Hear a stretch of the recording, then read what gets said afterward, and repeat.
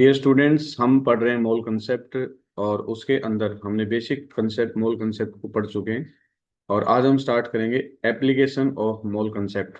There are the 4 and 5 applications of mole concept in which we have to study about the vapor density, stoichiometric calculation, concentration terms, empirical and molecular formula.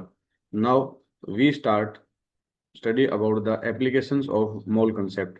बहुत अच्छा topic है, broad topic है। जब तक आप +1 +2 chemistry पढ़ेंगे, इस topic की हमेशा आपको जरूरत रहेगी, मोल कंसेप्ट। इसलिए ये बेसिक होता है और सबसे पहले बच्चे को ये आना चाहिए।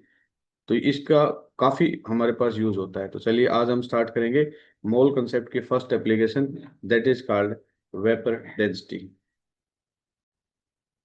अभी तक जो हमने पढ़ा मोल के अंदर, एक बार हम उसको जनरली ब्रीफ करेंगे। तो मोल कंसेप्ट में हम पढ़ चुके हैं। मोल कंसेप्ट में हमने मोल के बारे में पढ़ा।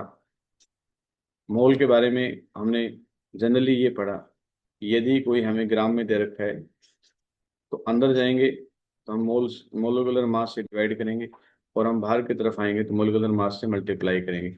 ये जनरल कंसेप्ट है। ऐसे ही यदि हमें number of particles find out करने हो, क्या फाइंड आउट करने हो? Number of particles. पार्टिकल्स में हमारे पास एटम हो सकते हैं, मॉलिक्यूल्स हो सकते हैं। तो यदि आप बाहर की तरफ आएंगे तो आपको मल्टीप्लाई करना होगा किससे? एवोगैड्रो नंबर से। और इससे हमें क्या करना होगा? डिवाइड करना होगा। ऐसे ही जब हम बाहर की तरफ आएंगे और यदि हमें 22.4 लीटर ये वॉल्यूम यदि हमें दे रखी है, कहाँ? एसटीपी पर, तो बाहर की तरफ आएंगे तो मल्टीप्लाई करेंगे 22.4 लीटर से, और अंदर की तरफ जाएंगे तो डिवाइड करेंगे 22.4 लीटर से। This is the basic concept of mole. Mole का बिल्कुल बेसिक कंसेप्ट है ये। और इसको कल हमने समझा था, इससे रिलेटेड प्रॉब्लम समझी थी। आज जो हमारा टॉपिक है वो इससे थोड़ा हटके है। आज हम टॉपिक कर रहे हैं application of mole concept. Application of mole concept. आखिर मोल कंसेप्ट की एप्लीकेशंस क्या क्या हैं? कहाँ कहाँ मोल कंसेप्ट से रिलेट कंसेप्ट हमारे पास आते हैं? तो there are 4 to 5 applications. Basically, 4 applications have to be studied. One is called vapor density. ये आपसे काफी बार पूछा जाता है, वेपर डेंसिटी के बारे में क्या है और इसके अंदर मोल कंसेप्ट का क्या रोल है। Second application is stoichiometric calculation. Stoichiometric calculation, ये रिलेशंस होती है केमिकल इक्वेशंस की। And third application is empirical empirical and molecular formula. Molecular formula. And fourth application is concentration terms। concentration terms in solution। ये 4 applications है। देखिए, आप यदि lecture देख रहे हैं, लेक्चर को समझ रहे हैं, तो उसका जो सबसे बड़ा इंपॉर्टेंट पार्ट क्या होता है, इस पॉइंट पे आते हैं हम। तो सबसे बड़ा लेक्चर का इंपॉर्टेंट पॉइंट होता है कि हम अपनी नोटबुक के साथ बैठें। अब जो भी मैं आपको यहाँ से करवाऊंगा, जो पार्ट आप करेंगे, तो उसके लिए आप क्या करें कि साथ साथ पेन और नोटबुक साथ रखें, तो उसको नोट्स बनाएं। जब हम नोट्स बनाते हैं तो वो कंसेप्ट हमारे ब्रेन में आ जाता है। क्लियर? तो आप नोट्स की तरफ जरूर आएं, क्योंकि आप सिर्फ देखते रहेंगे लेक्चर, पेन लगा के चले जाएंगे, बात नहीं बनेगी। जब आप पेन रहेंगे तो एक्टिव रहेंगे। इसलिए जो मैं आपको करवा रहा हूँ उसके नोट साथ साथ बनाएं, ये बहुत इंपॉर्टेंट है। तो चलिए, कम टू द पॉइंट। तो अभी हमने एप्लीकेशंस के बारे में जानने की कोशिश की। ये हमारी एप्लीकेशंस रहेंगी और इन एप्लीकेशंस को हम क्या कर रहे हैं? स्टडी करेंगे। तो हमारे पास जो फर्स्ट एप्लीकेशन है मोल कंसेप्ट की, that is called application of mole concept. ये हम कर रहे हैं और इसमें हम फर्स्ट एप्लीकेशन लेके चल रहे हैं। That application is called vapour density. This is the first application of mole concept. Clear? Now question is that what is vapour density. Vapour density है क्या? सबसे पहले क्वेश्चन हमारे पास ये आता है। तो vapour density of A gas is the ratio of density of gas and hydrogen at the same temperature and pressure. मतलब यहाँ भी कंपैरिजन का किया गया है। जैसे मान लीजिए हमारे पास ये दो सिलेंडर हैं। एक सिलेंडर के अंदर हमारे पास हाइड्रोजन गैस भरी हुई है, क्लियर, और दूसरे सिलेंडर के अंदर कोई अननोन गैस है। तो कहता है वेपर प्रेशर ऑफ गैस, कहता है किसी वेपर प्रेशर या वेपर डेंसिटी जो होता है वो रेशियो होता है किसका, डेंसिटी ऑफ गैस, कोई भी गैस है उसकी डेंसिटी, मतलब डेंसिटी ऑफ मान लो कोई एक्स गैस है, अपॉन डेंसिटी एंड हाइड्रोजन, मतलब डेंसिटी ऑफ हाइड्रोजन। तो यहाँ हाइड्रोजन एक स्टैंडर्ड वैल्यू है। तो कहता है हाइड्रोजन की जो डेंसिटी है और किसी भी गैस की जो डेंसिटी है, उन दोनों का रेशियो क्या कहलाता है, वेपर डेंसिटी कहलाता है। और डेंसिटी हमें सभी को क्लियर है, density is called mass upon volume. किसी भी गैस का मास और उसके वॉल्यूम का रेशियो क्या कहलाता है, डेंसिटी कहलाता है, क्लियर। तो इन दोनों का रेशियो कहलाता है वेपर डेंसिटी। या फिर इसको हम क्या कह सकते हैं, क्योंकि हमने किसके साथ कंपैरिजन किया है, with respect to hydrogen, hydrogen के रिस्पेक्ट में हम कर रहे हैं कि भाई इधर ये है, इधर ये कोई गैस है, एक्स गैस है, किसके रिस्पेक्ट में ले रहे हैं, हाइड्रोजन। तो हाइड्रोजन के रिस्पेक्ट में रिलेशन में, that is relative density of gas with respect to density of hydrogen. या कोई भी गैस है उसके हाइड्रोजन के रिलेशन में at the same temperature and pressure is called, क्या कहते हैं उसको हम, वेपर डेंसिटी कहते हैं, ठीक है। तो वेपर डेंसिटी क्या हुआ, वेपर डेंसिटी, वेपर डेंसिटी और density of gas upon density of hydrogen. और डेंसिटी हमें पता है क्या होता है, mass upon volume. I hope कि ये कंसेप्ट आपको बिल्कुल क्लियर हो गया होगा। तो हैंड रेज कर दें और साथ साथ आप इसको नोट भी कर लें, क्योंकि एक कहावत कही गई है, 100 जखी और एक लिखी बराबर होती है। मतलब 100 बार हम बोल लें पढ़ें, लेकिन एक बार यदि हम उसको लिख लेते हैं प्रॉपर तो हमारे ब्रेन में आ जाती है। तो आप अपने आइडियाज को नोट्स में कन्वर्ट कीजिए, बहुत अच्छा रहेगा आपको। चलिए, वेपर डेंसिटी के बाद हम आगे बढ़ते हैं। अरे हम एक जनरल सा कंसेप्ट लेते हैं कि वेपर डेंसिटी की कोई रिलेशन निकालने की कोशिश करें। आखिर इस वेपर डेंसिटी की क्या रिलेशन है, क्या वैल्यू है, वो अगर हम जानने की कोशिश करें तो चलिए मैं आपको थोड़ी सी एक रिलेशन के साथ इस आंसर को आगे बढ़ाता हूँ। अब हमारे पास कंसिडरेशंस कर लेते हैं at S T P. S T P means means क्या होता है, S T P means standard temperature and pressure, इसको बोलते हैं S T P. N is equal to 1, मान लीजिए 1 मोल है, और एम है वो मोलिकुलर वेट के बराबर है, और वी क्या है, वॉल्यूम है जो कि कितनी है, 22.4 लीटर के इक्विवेलेंट है, ठीक है।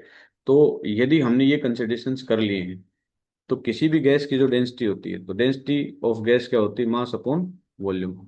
मान लीजिए किसी गैस की डेंसिटी एस टी पी के ऊपर है, तो मोलिकुलर वेट अपॉन 22.4 से डिवाइड कर देंगे, क्योंकि एस टी पी के ऊपर वॉल्यूम कितनी होती है, 22.4 लीटर होती है। ऐसे हमने यदि हाइड्रोजन की डेंसिटी निकाली तो मास अपॉन वॉल्यूम, तो molecular mass of hydrogen upon 22.4 litre. यदि हमें क्या फाइंड आउट करना है, वेपर डेंसिटी फाइंड आउट करनी है।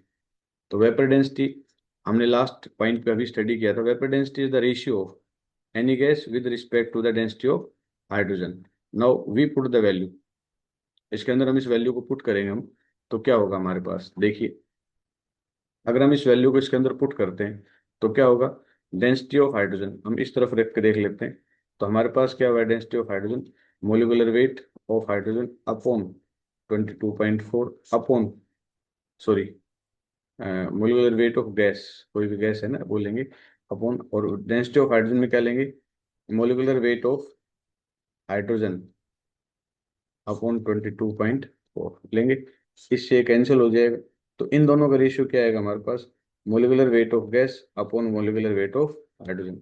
और हाइड्रोजन को सभी को पता है कि मोलिकुलर वेट कितना होता है, 2 होता है, ठीक है। तो हमारे पास कितना होगा, 2 होगा। तो इसकी जगह हम वैल्यू कितनी रख दें, 2 रख दें। तो vapour density molecular weight of gas में क्या रिलेशन आई, तो कहता है molecular weight of gas is equal to 2 को उधर ले जाएंगे, तो 2 इंटू वेपर डेंसिटी।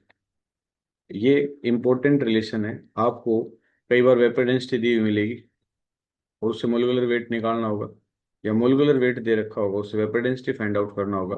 तो वेरी इंपॉर्टेंट रिलेशन है, इसको साथ साथ नोट कर लें, बहुत इंपॉर्टेंट पॉइंट है, ये हमें काफी काम आएगा। चलिए, आपने नोट कर लिया तो हैंड रेज कर दें, फिर हम आगे बढ़ते हैं। ओके। शाबाश। काफी बच्चे ऐसे हैं जो साथ साथ नोट्स कर रहे हैं। तो नोट्स तो एक बहुत अच्छी प्रॉपर्टी होती है किसी भी स्टूडेंट के लिए, जो उसको माइंड को सेट कर देती है। तो हमने यहाँ दो इंपॉर्टेंट पॉइंट नोट करने होंगे जो कि वेपर डेंसिटी से कनेक्टेड है। फर्स्ट पॉइंट क्या है? बहुत इंपॉर्टेंट पॉइंट है, मोस्ट इंपॉर्टेंट पॉइंट है।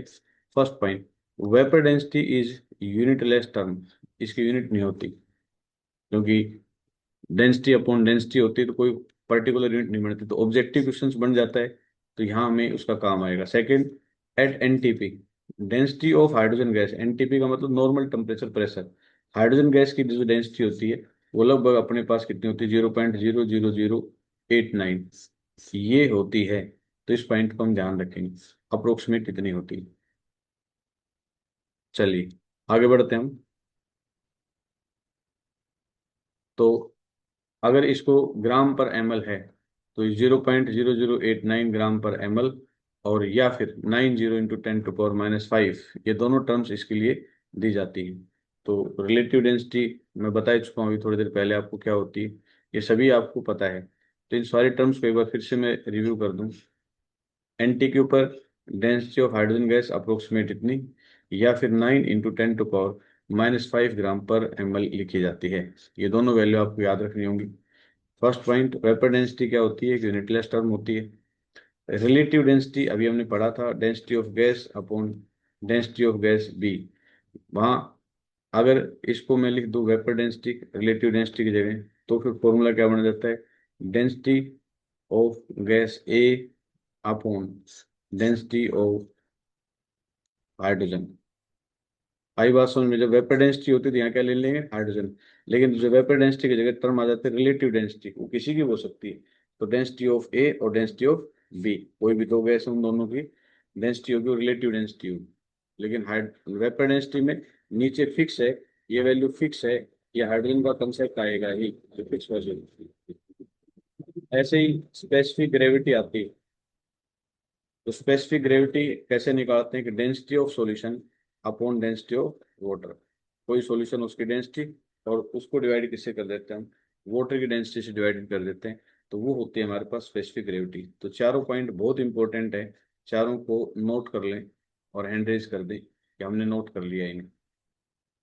Note this points. Vapour density unitless term है।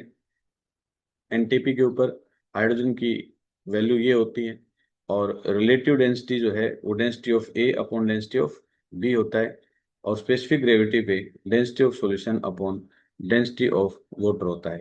तो ये आपने नोट कर लिया होगा, आई होप। और यदि नोट नहीं कर पाए तो मेरे से बता दें, उस टाइम पे मैं क्या करूँगा, कुछ टाइम देता हूँ। चलिए, बहुत अच्छा क्वेश्चन है आपके पास स्क्रीन पे, और इसको सोल्व कीजिए। क्वेश्चन क्या कहता है हमारे पास? क्वेश्चन कहता है the formula of A hypothetical gas is N2X। कहता है किसी गैस का फॉर्मूला ये है, and it's vapour density is 70।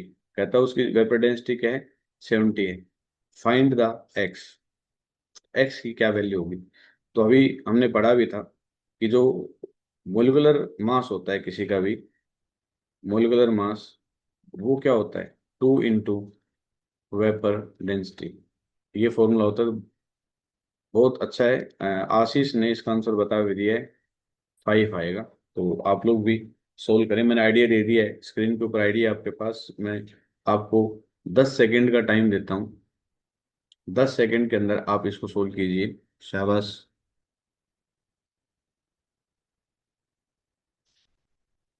Yes.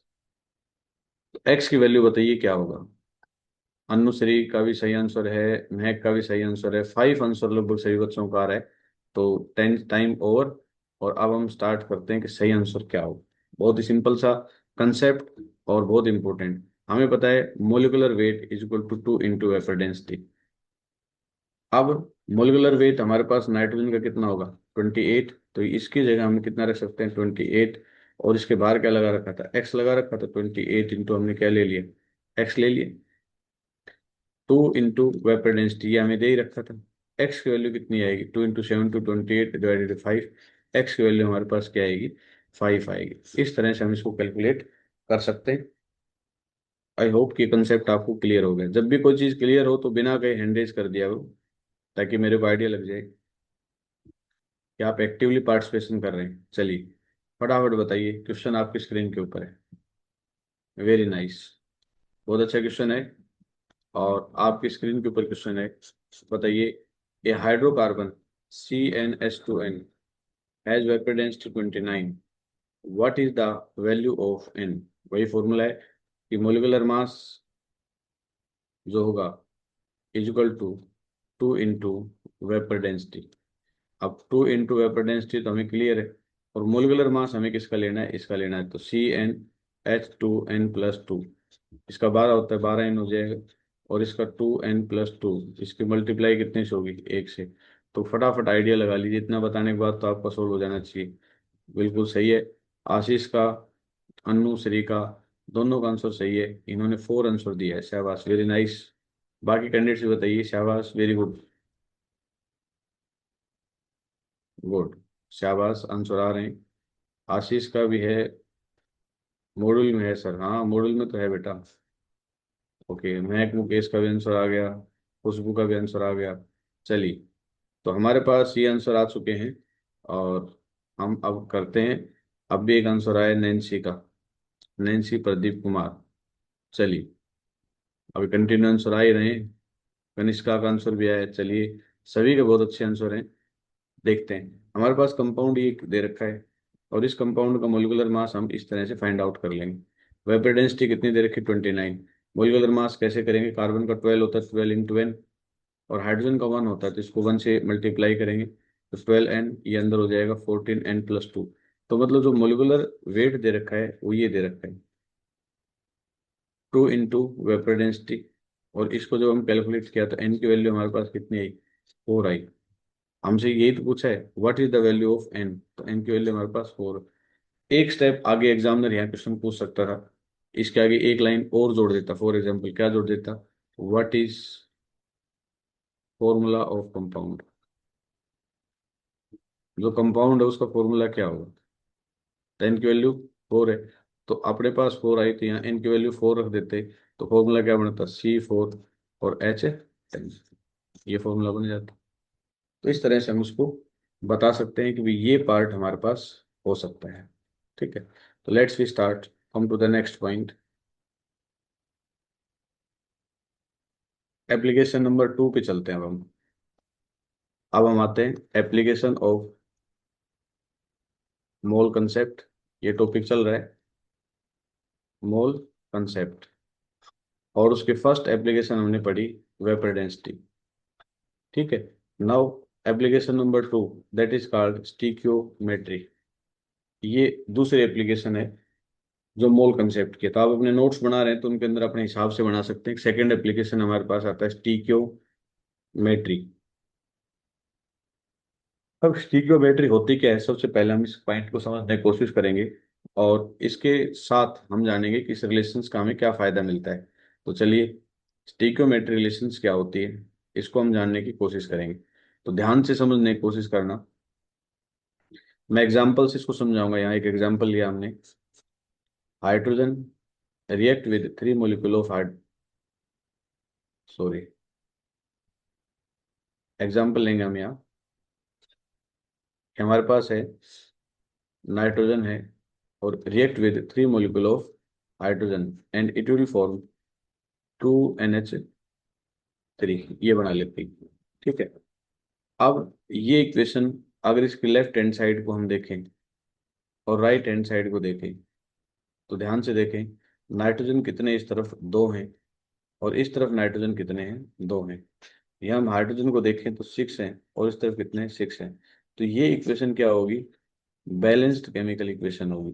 क्या कहलाती है, बैलेंस्ड केमिकल इक्वेशन। क्लियर।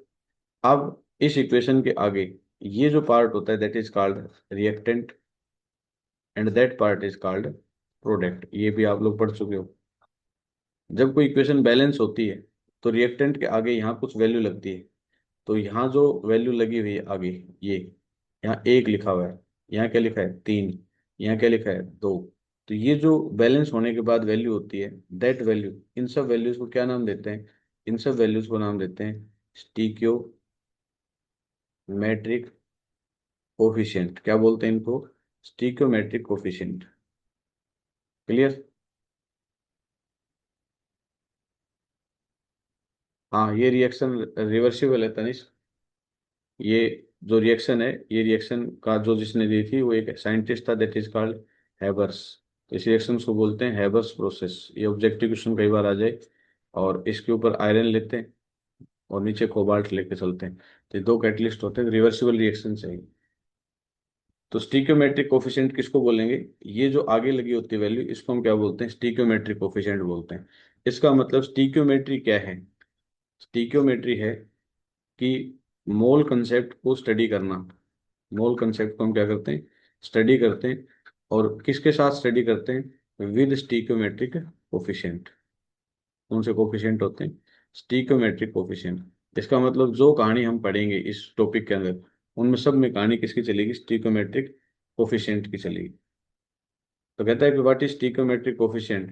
कहते हैं chemical equation is a symbolic representation of any chemical change. ये chemical equation symbolic representation, nitrogen, hydrogen, ammonia. Stoichiometry क्या होता है? Deals only with the balance chemical equation. एक खास बात होती है कि स्टीक्योमेट्री यदि आपको स्टडी करनी है तो इक्वेशन कैसी होनी चाहिए? बैलेंस केमिकल इक्वेशन होनी चाहिए।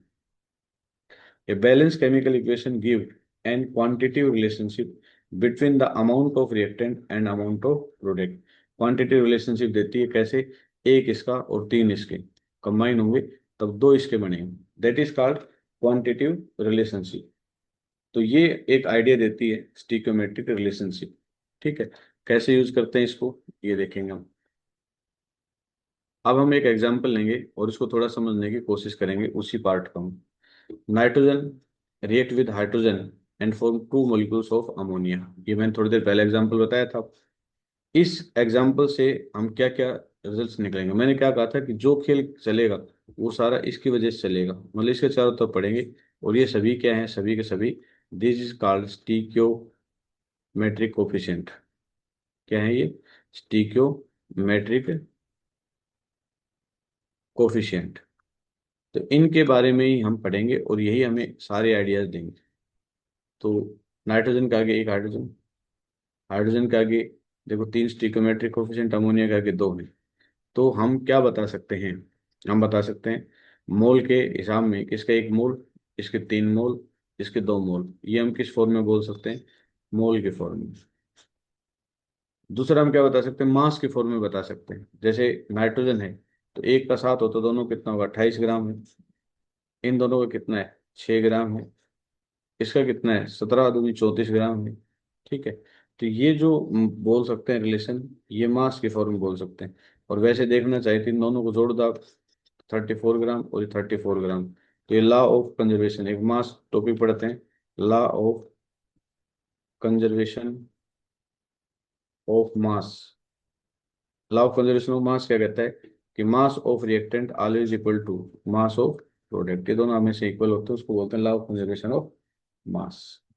क्लियर? तो स्टीक्योमेट्री में हम मोल टू मोल रिलेशन पढ़ेंगे, इसके कितने मोल, इसके कितने मोल, इसके कितने मोल। हम मास टू मास रिलेशन पढ़ेंगे, इसका इतना मास है तो इसका इतना मास रहेगा। ठीक है, that is called stoichiometric relationship. Coefficient के बारे में आपको बता चुका हूँ, स्टिक्योमेट्रिक कोफिशिएंट किसे कहेंगे। और स्टिक्योमेट्रिक कोफिशिएंट हमेशा नंबर्स को रिप्रेजेंट करते हैं, मोल्स के। ठीक है, तो ये कंसेप्ट मैं आपको समझा चुका हूँ। आई थिंक इस कंसेप्ट में आपको कोई दिक्कत नहीं होनी चाहिए। अभी हमने कोफिशिएंट रेशियो अभी हमने किया थोड़ी देर पहले, इसका 1, इसका 3, और इसका कितना होता है? 2 होता है। तो 1 1 1 3 3। अब इसके हिसाब से अगर आप निकालने की कोशिश करोगे तो मान लो इस सभी कोफिशिएंट को 2 से मल्टीप्लाई कर दूं मैं, ये 2, ये 6 और ये कितना हो जाएगा? 4 हो जाएगा। तो स्टिक्योमेट्रिक कोफिशिएंट्स के रिलेशन हम कर सकते हैं। मान लो इसको 3 से मल्टीप्लाई कर दूं तो ये कितना हो जाएगा? 3 ना, आगे बढ़ते जाएं तो 3 से इसको मल्टीप्लाई करो, 3 3 9, और ये कितना हो जाएगा? 6 हो जाएगा कि नहीं? तो आप इस तरह से स्टिक्योमेट्रिक कोफिशिएंट को वैल्यू में बदल सकते हो। जो इम्पोर्टेंट पॉइंट है समझने का, वो सबसे इम्पोर्टेंट पॉइंट है ये। क्या है? If mole ratio of reactant, stoichiometric ratio of reactant, then they react completely and no reagent is left behind. अब देखो, mole ratio of reactant, reactant का जो मोल रेशियो है वो ले लो, ठीक है, और स्टिकोमेट्रिक रेशियो ऑफ रिएक्टेंट, मोल का रेशियो कितना है, ध्यान से देखो, मोल कितना है हमारे पास, मान लीजिए मोल का जो रेशियो है वो हमारे पास क्या है, 1 और 3, तो मोल रेशियो क्या है, 1:3, ये मोल रेशियो हो गया, ठीक है। अब स्टिक्योमेट्री रिलेशन, स्टिक्योमेट्री रेशियो ऑफ रिएक्टेंट, स्टिक्योमेट्री अलग अलग हो सकता है, मान लो स्टिक्योमेट्री 2 से मल्टीप्लाई करके हमने लिया, तो ये स्टिक्योमेट्री रेशियो क्या है हमारे पास, 2:6, अभी कितना हो गया, 1:3, तो देखो दोनों बराबर है। मान लो स्टिक्योमेट्री हमारे पास 3 और 9 है, तो हमने 3 और 9 लिया, तो हमारे पास क्या होगा, 3:9, तो देखो 1:3। कहने का मतलब है कि जो मोल का रेशियो होता है वही स्टिक्योमेट्री, अगर ये लेते हो तो भी 1:3 आता है, ये भी लेते हो तो भी 1:3 आता है, ये भी लेते हो तो भी 1:3 आए। यदि ऐसा होता है तो हमारे पास, ध्यान रख लेना, then they react completely and no reagent left behind, तो इन दोनों का अगर रेशियो बराबर है, ये पूरी तरह से रिएक्शन कर जाएंगे और आपस में इनका कोई प्रोडक्ट नहीं बचेगा। तो बहुत इंपॉर्टेंट पॉइंट है, इस पॉइंट को जरूर नोट कर लें और हैंड रेज कर दें नोट करने के बाद, क्योंकि हमने नोट कर लिया है, और raise your hands.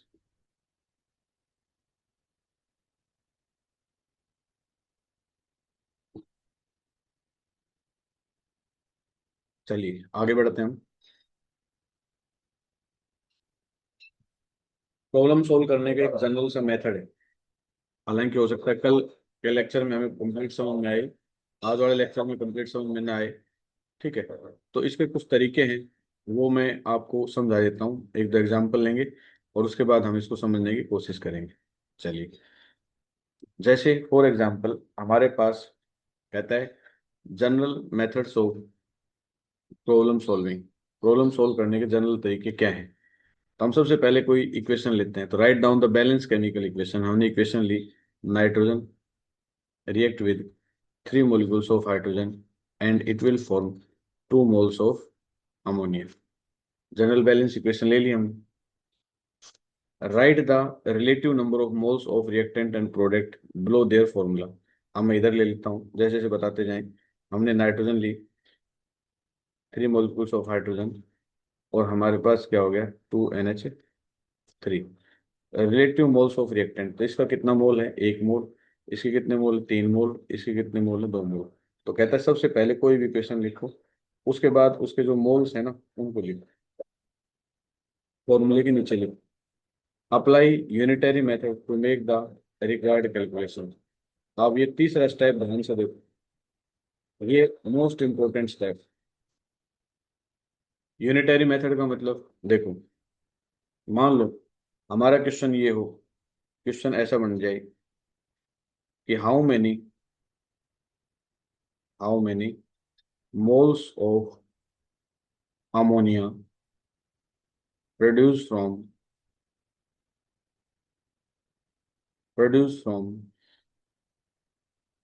9 moles of hydrogen। कहता है कि बताओ, अगर हाइड्रोजन के तुम्हारे पास 9 मोल हो तो अमोनिया कितनी प्रोड्यूस होगी। मतलब ये तो गिवन कंडीशन, ये तो स्टैंडर्ड कंडीशन है, और गिवन कंडीशन क्या है कि हाइड्रोजन के हमें कितने मोल दे दिए, 9 मोल दे दिए, तो उससे कितनी होगी। तो यूनिटरी मेथड क्या कहता है, रिलेशन बनाओ, क्या रिलेशन बनेगी, यहाँ साफ दिखाई दे रहा है 3 मोल हाइड्रोजन से अमोनिया के कितने मोल बन रहे हैं, 2 मोल, तो हम यहाँ रिलेशन बनाएंगे, 3 मोल हाइड्रोजन प्रोड्यूस अमोनिया, कितने मोल प्रोड्यूस कर रहा है, 2 मोल, 1 मोल हाइड्रोजन कितना प्रोड्यूस करेगा, 2/3, और 9 मोल्स ऑफ हाइड्रोजन है वो कितना प्रोड्यूस करेंगे, 2/3, हमारे पास कितना मोल आएगा, 6 मोल आएगा। आई होप कि ये कंसेप्ट आपको बिल्कुल क्लियर हो गया हो, ठीक है, ये कंसेप्ट आपको क्लियर हो गया होगा, ठीक है।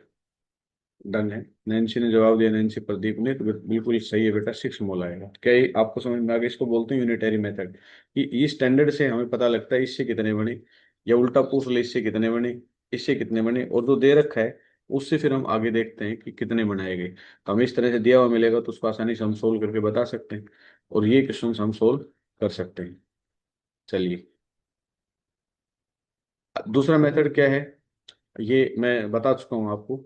अदर मेथड्स में वही बात आएगी आपको कि स्टिक्योमेट्रिक कोफिशिएंट लेने और उनसे उसकी कैलकुलेशंस करनी है। तो सेकंड मेथड भी बिल्कुल सेम तरीका है, उस तरह से हम कर सकते हैं। चलिए, एक हम एग्जांपल लेते हैं और उस एग्जांपल से हम इस पॉइंट को समझने की कोशिश करते हैं। ठीक है, एग्जांपल क्या है, चलिए देखो। एग्जांपल कुछ इस तरह से हमारे पास कहता है, एक आज हम एक ही केस देखेंगे इसके, और फिर बाकी केस है ना उनको कल देखने की कोशिश करेंगे। इन हैबर प्रोसेस, मैंने अभी थोड़ी देर पहले बताया था, if 10 mole of hydrogen is reacted then find the mass of ammonia produce. कहता है हैबर प्रोसेस का मतलब है कि nitrogen react with hydrogen to form ammonia, 1:3:2, ये कहता है। अब हमारे पास स्टैंडर्ड कंडीशन क्या बनती है, 3 मोल कितने प्रोड्यूस करते हैं, 2 मोल, तो 3 मोल of hydrogen produce 2 mole of ammonia.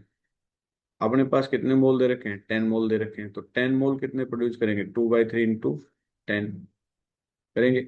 लेकिन यहाँ मोल नहीं, हमें क्या पूछा है, मास पूछा है।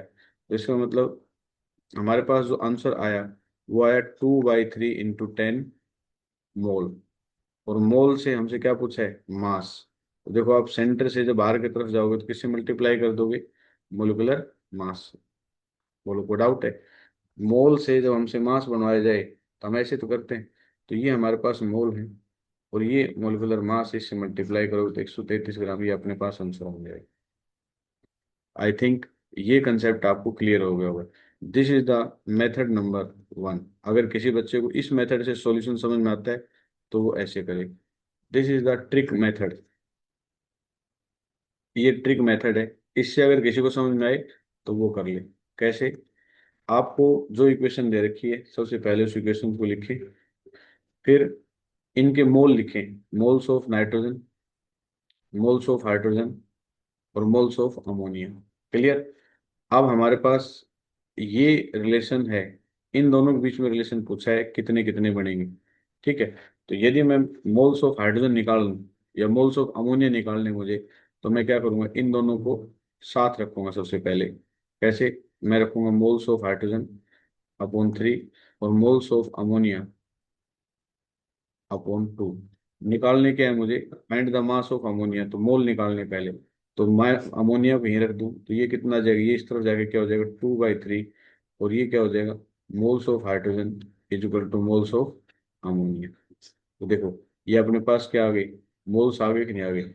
अब मोल्स ऑफ हाइड्रोजन कितने दे रखे हैं, 10 दे रखे हैं, तो यहाँ मोल्स कितने रख देंगे, 10, तो 2/3 × 10, और ये मोल्स ऑफ क्या आ जाएंगे, अमोनिया। अब ये मोल आ गए, मोल को मास में बदलने के लिए किससे मल्टीप्लाई करेंगे, मोल के तरफ मास।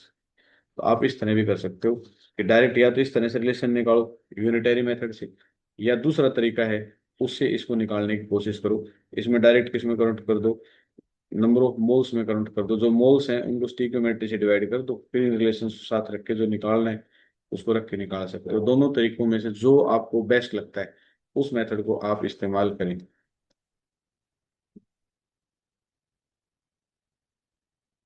आज हमने जो जानने की कोशिश की,